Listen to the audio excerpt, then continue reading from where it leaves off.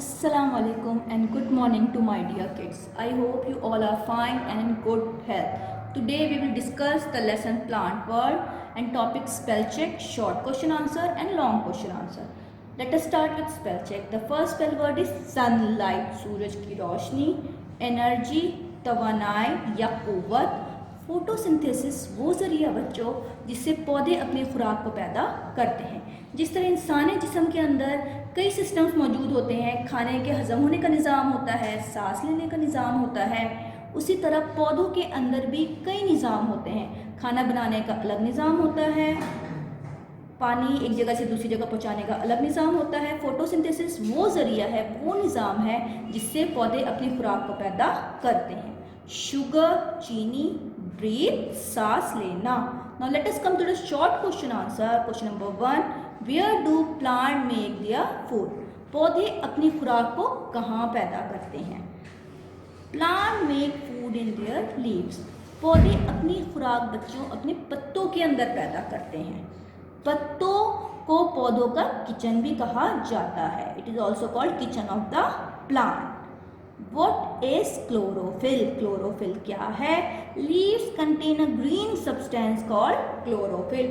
पौधों के पत्तों के अंदर एक हरे कलर का मटेरियल मौजूद होता है जिसको क्लोरोफिल कहा जाता है। बेटा आप सब ने देखा होगा कि पौधों के पत्ते जनरली ग्रीन कलर के होते हैं।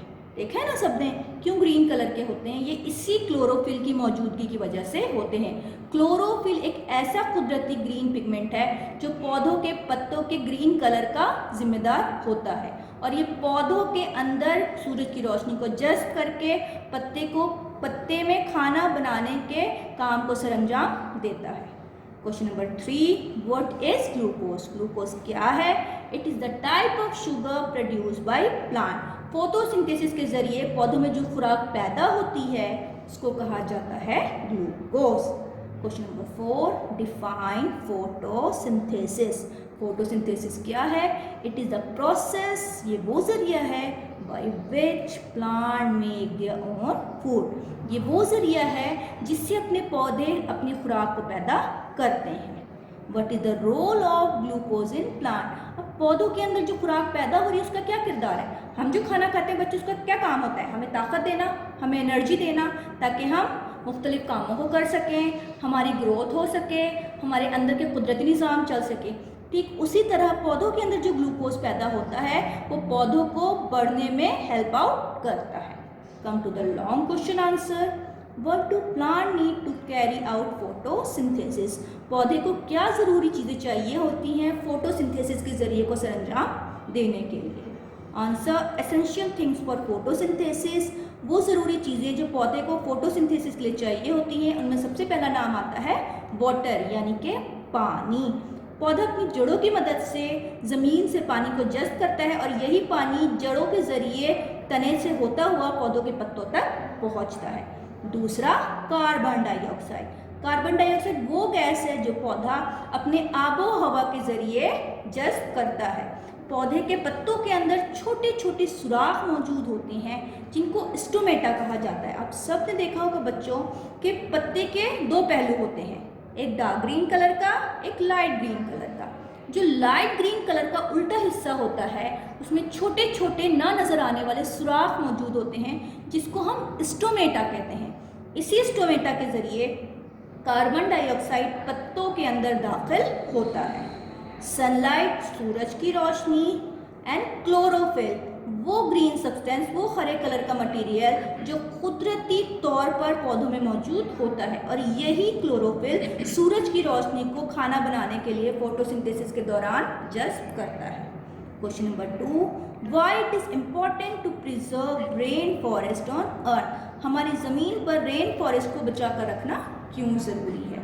बेटा सबसे पहले तो जान ले रेन फॉरेस्ट क्या होता है। ये वो घने जंगलात हैं जो जनरली गर्म ममालिक में पाए जाते हैं और यहाँ पर सबसे ज़्यादा बारिशें होती हैं।